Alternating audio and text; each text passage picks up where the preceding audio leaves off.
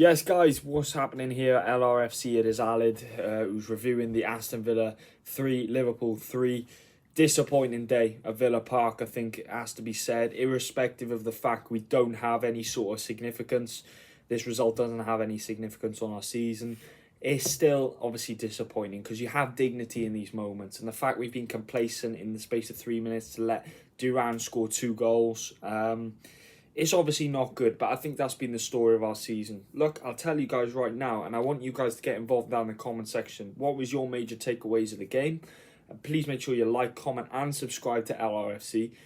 But I thought that was a good performance, guys. And I'll tell you why. I think it was a good performance because we were playing an elusive way. I don't know why when we have no sort of motive that we seem to just play football. It's like when that pressure just kind of is off, you know, we can kind of go for it. And we started off strong. Harvey Elliott, again, very good performance. I've been one of, I wouldn't like to say his critics, but I've been one of those types of people who have maybe not given him the same praise compared to some people. You know what I mean? But he was instrumental in the first goal, instrumental in the third goal. But the first goal, to capitalise on the blunder of Emi Martinez, to drive the ball, linking up with Salah, played the ball towards the back post, or to the near post rather. Deflection causes Emi Martinez to turn the ball into his own net, and Liverpool took the lead. And look, we went from strength to strength.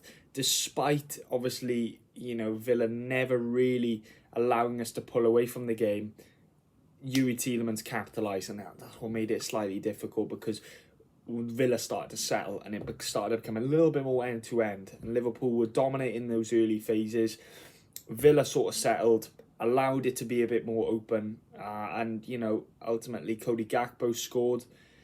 Good to see him get back on the score sheet. I think he struggled for a bit of form over the last few weeks and months, so it's good to see him get a little bit of form in what is a period of revitalisation for him. Good to see him get a goal off the back of 2 offside decisions that could have gone against us, but again, those are the fine margins you need in the season to just get you over the line. And Cody Gakpo capitalises, right position, right place to turn it, right time to turn it home. Jarrell Kwanzaa, again, another player I'm happy about. Let me know what your thoughts are of the back four, but more importantly, Jarrell Kwanzaa. Let me know what your thoughts were of that header, because I actually think it's a very difficult header. It's one that, yes, Harvey Elliott's perfectly placed the ball on the tip of his head, but Jarrell Kwanzaa's moving back. And as he's moving back, it's harder to direct the ball goalwards. So he showed immense strength there to, as he's going backwards, to head it goalwards and allow for the dip as well to come off the frame. So good to see us go 3-1 up. And I thought it was a bit too convincing. It was almost too good to be true, because Villa always had an opportunity within them. They always had that chance. And Villa had a goal, I think, chalked off due to VAR. And then Liverpool sort of got a bit too confident, I thought, in the 75th minute. Started playing this football that, it was elusive and so expansive and so, free-flowing, which is good because Liverpool was showing that they could display that freedom. But not when you're 2 goals up, because 2 goals is such an insecure scoreline. Any football fan will know that if you're 2 goals up in a game, I know it's easy to pinpoint this game, but in general, if you're 2 goals up, Villa score 1, or the opposition score 1, you're on the back foot.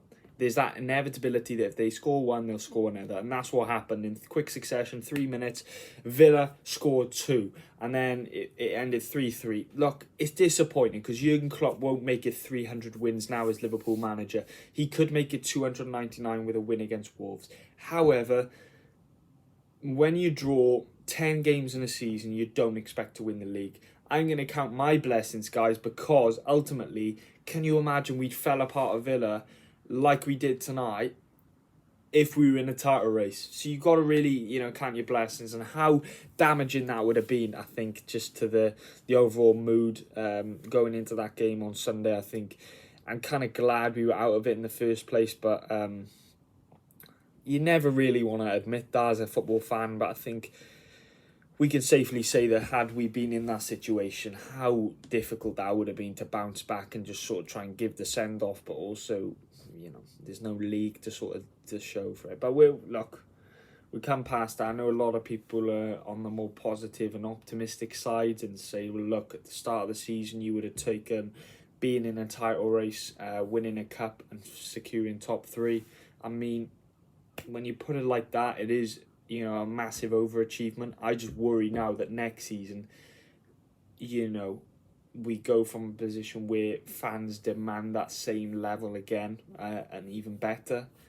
And I just don't think that's possible. I really don't, because I think the foundations that are behind the scenes have to be stabilised to a certain extent. But Jurgen Klopp has massively overachieved, and I think he's definitely papered over the cracks. I think when you put Jurgen out of that position and put a manager that is unbeknown to the standards of it, and he's got to pick up from scratch, then that's where you might start to expose the deficiencies behind the scenes and the instability behind the scenes, and that's when, you know, FSG could be under a little bit of pressure to act. So look guys, obviously topic and a conversation for another day, but let me know what your thoughts were at the 3-3.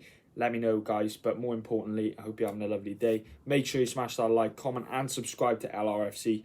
And Mo will be there tomorrow. I think Mo will be streaming, so you know, go and support my boy Mo. And Fozzie might be back over the next few days as well. So plenty of content to come up over the channel. So please stay tuned and yeah, support the Reds.